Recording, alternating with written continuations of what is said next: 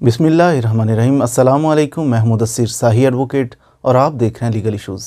आज हम बात करेंगे कि कोर्ट की इनहेरेंट पावर क्या होती है। इनहेरेंट पावर का मतलब है कि कोर्ट के पास मिसाल के तौर पर एक प्रोसीजर दे दिया गया कि जज साहब जो है ना ये आज़ाद नहीं होते बिल्कुल कि जैसे चाहें जो चाहें करें, ऐसा नहीं है। जज साहब लिमिट्स में रहते हैं, कानून के दायरे में रह के कुछ रूल्स रेगुलेशंस कुछ लॉ वो सेटल कर दिया गया है कि जैसा कोई बंदा आएगा इस तरह ये ऑर्डर करेंगे, ये ऑर्डर करेंगे, ये ना हो तो फिर सारा सेटल कर दिया गया। लेकिन इन सर्टन केसेस बाज़ दफ़ा ऐसा होता है कि कुछ थोड़ा बहुत रिलैक्सेशन दे दी गई है जज साहब को कि अगर आपको कानून के अंदर ना मिले कि इस वक्त आपने कैसा जनाब बिहेव करना है, क्या ऑर्डर पास करना है, कोई सेटल लॉ आपको नहीं मिल रहा, उस सूरत हाल में आपने क्या करना है। तो फिर जज साहब को स्पेसिफिक सेक्शन के अंदर इनहेरेंट पावर दे दी गई। चलें जी, हम आपको ये भी पावर दे देते हैं कि आप कोई ऑर्डर ऐसा पास कर सकते हैं जो बहुत ज़रूरी हो। तो ये अगर सीपीसी की हम बात करें तो सीपीसी के अंदर 151 सेक्शन 151 ये सीपीसी का है। ये कहता है कि सिविल केसेस के अंदर अगर जज साहब महसूस करें कि जनाब for the ends of justice ये बड़ा ज़रूरी है ऑर्डर करना, इंसाफ को पूरा करने के लिए ये ऑर्डर करना बड़ा ज़रूरी है, तो जज साहब फिर वो कर सकते हैं। अल्टरनेट इसका हल मौजूद नहीं है, तो फिर जज साहब के पास ये स्वाबदीदी इख्तियार है कि वो ऑर्डर पास कर सकते हैं। ऐसा ऑर्डर कि जो कानून के अंदर कहीं दिया नहीं गया, जिसकी एक्सप्लेनेशन मौजूद नहीं। लेकिन इट डजंट मीन कि जज साहब ऐसा ऑर्डर पास कर देंगे, शुगल मुगल लगा देंगे कि मेरे पास डिस्क्रिशनरी पावर है, मेरे पास तो जो इनहेरेंट पावर है कि मैं ऑर्डर जो चाहूँ पास करूँ, तो वो कोई फ़नी सा ऑर्डर पास कर दें, ऐसा नहीं। बल्कि इसमें भी जस्टिफाई कर सकें ऐसा ऑर्डर पास करना है। मिसाल के तौर पर जज साहब देखते हैं कि for the ends of justice ये बड़ा ऑर्डर करना ज़रूरी है, अगर ये मैं ऑर्डर पास ना करूं तो क्या करूं, फिर तो इंसाफ होता दिखाई नहीं दे रहा। फिर जज साहब वो ऑर्डर पास कर सकते हैं। या फिर दूसरी सूरत हाल ये है कि जज साहब ये महसूस करते हैं कि कोर्ट का जो प्रोसेस है उसको एब्यूज़ किया जा रहा है, कि सिविल कोर्ट है वो कोई निचली अदालत, छोटी अदालत है तो बड़ी अदालत ये महसूस करती है कि ये तो जो प्रोसीजर अडॉप्ट कर रहे हैं जज साहब नीचे, तो ये तो एब्यूज़ प्रोसीजर को मिसयूज़ कर रहे हैं, एब्यूज़ कर रहे हैं। तो उस वजह से फिर ये जज साहब ऑर्डर कर सकते हैं कि जनाब ये ऑर्डर इसको सेट असाइड करता हूँ, इसको मेरी इनहेरेंट पावर्स है। इस तरह और भी बेशुमार केसेस हैं जिनके मिसाल के तो कोर्ट फीस किसी बंदे ने थोड़ी सी ज़्यादा जमा करवा दी तो फिर जज साहब के पास इख्तियार कि वो कहें कि जनाब चलें इसको रिटर्न कर देते हैं। और भी ऐसे कोई डिग्री उसको वक्ती तौर पर डिग्री की एग्जीक्यूशन किसी बंदे ने फ़ाइल किया, इजरा फ़ाइल किया हुआ, जज साहब वक्ती तौर पे उसे रोक सकते हैं कि अच्छा जी सेटलमेंट हो रही है या ये डिग्री को खुद से एग्जीक्यूट कर रहे हैं, चले हम वक्ती तौर पर रोक देते हैं। कोई एक्स पार्टी हो गया उसको सेट असाइड कर सकते हैं। और भी ऐसे मामलात काफ़ी सारे जजेस के इख्तियारात में मौजूद हैं कि जज साहब के पास इनहेरेंट पावर हैं कि वो ये कर सकते हैं।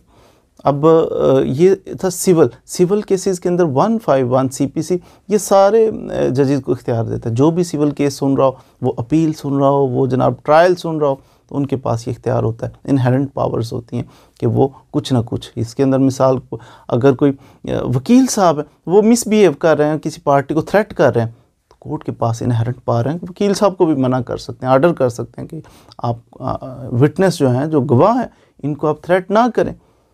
तो ये सिविल अदालतों के पास ये इख्तियार है 151 सीपीसी के तहत।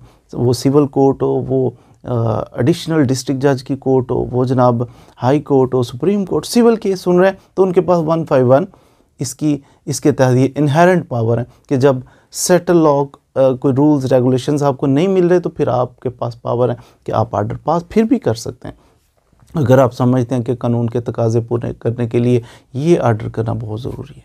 इसी तरह अगर क्रिमिनल केसेस की बात करें तो क्रिमिनल केसेस के अंदर थोड़ा सा फ़र्क है। फ़र्क ये है कि क्रिमिनल केसेस में नॉर्मली ये पावर्स नहीं दी जाती जज साहब को, क्योंकि इसमें सेटल कर अब एक एक्यूज़्ड है, उसने कोई जुर्म किया तो बंदा सपोज़ उसने मर्डर कर दिया, उसने कोई डकैती कर दी, जो भी किया पकड़ा गया, पकड़ के उसको जनाब उसका ट्रायल शुरू कर दी।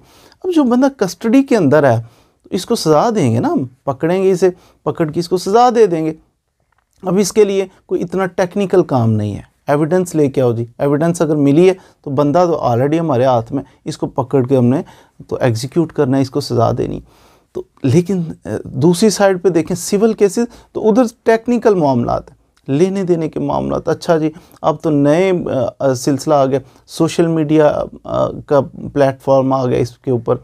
फिर इसी तरह आप देखें कंपनीज़ के मैटर कुछ अलग नोयत के होते हैं, हमें समझ ही नहीं आती कि कंपनी के मैटर किस तरह के, लेन देन के मामलात किस तरह के, तो बड़े उसमें माइनर अजीबो गरीब किस्म के इशू, नए से नई उसमें डेवलपमेंट होती जा रही है। सीपीसी के जो मामलात होते हैं, जो इनके आपस में डिस्प्यूट होते हैं, वो बड़े अजीब किस्म के होते हैं। अब जो सेटल कर दिए उनमें वो बाज़ दफ़ा पूरे नहीं आते। सीपीसी के अंदर जो सेक्शन दिए, रूल्स दिए, ऑर्डर्स दिए, इन सारे इनके अंदर वो चीज़ फिट नहीं आ रही होती, क्योंकि इसमें डेवलपमेंट बहुत। अब किसी ने बाजू तोड़ा, 10 साल पहले तोड़ा, आज तोड़ा, तो बात तो एक ही है ना, उसमें कोई वेरिएशन नहीं होगी। मर्डर किया तो आज भी मर्डर किया। इसलिए क्रिमिनल किसी हद तक वो सेटल्ड है, उसके अंदर परेशान होने, वो जो फिर जज साहब को बता दिया गया उसके मुताबिक ही वो अमल करेंगे। सिविल के अंदर क्या है कि वेरिएशन आती रहती हैं बहुत सारी, इसलिए तमाम सिविल कोर्ट्स को ये इख्तियार। अब क्रिमिनल की तरफ जाएं तो क्रिमिनल के अंदर भी थोड़े से इख्तियार दिए गए हैं, लेकिन वो सिर्फ हाई कोर्ट लेवल पे। वो कहते हैं कि जनाब 561A CRPC ये सेक्शन एम्पावर्ड करता है कि जज साहब के पास इनहेरेंट पावर्स है, मिलती जुलती लैंग्वेज जैसे सीपीसी के अंदर, उसी तरह इसके अंदर भी मिलती जुलती ही लैंग्वेज है कि जनाब कोई पावर्स को, प्रोसीजर को मिसयूज़ ना करे। फिर जनाब for the ends of justice, ये बड़ा ज़रूरी है कोर्ट के लिए ये ऑर्डर करना, तो कोर्ट ये ऑर्डर कर सकती है। तो ये मिलती जुलती लैंग्वेज, लेकिन इसके अंदर भी दी गई हैं पावर्स सिर्फ हाई कोर्ट लेवल पे। इससे नीचे सेशन जज की कोर्ट में या फिर मजिस्ट्रेट की कोर्ट में ये पावर्स नहीं देगी कि वो अपनी मर्ज़ी से अगर महसूस करें कोई ऑर्डर करना जो कि रूल्स रेगुलेशंस के अंदर नहीं है तो वो कर सकते हैं। नहीं, सेशन जज भी नहीं कर सकता, मजिस्ट्रेट लेवल पे भी नहीं किया जा सकता, ये सिर्फ हाई कोर्ट को पावर्स दी गई। इसके लिए ज़रूरी है दोनों कोर्ट्स के लिए कि अल्टरनेट कोई इसका मौजूद ना हो। मिसाल के तौर पर सिविल कोर्ट के अंदर अगर लिखी पढ़ी बात मौजूद है कि जनाब अगर ये मसला हो तो फिर जज साहब इस तरह ये ऑर्डर पास करेंगे, ये ऑर्डर पास कर, लिखी पढ़ी बात। अब इनहेरेंट पावर को यूज़ करते हुए वो कोई अनोखा सा ऑर्डर नहीं कर सकते, क्योंकि ये तो सेटल थी।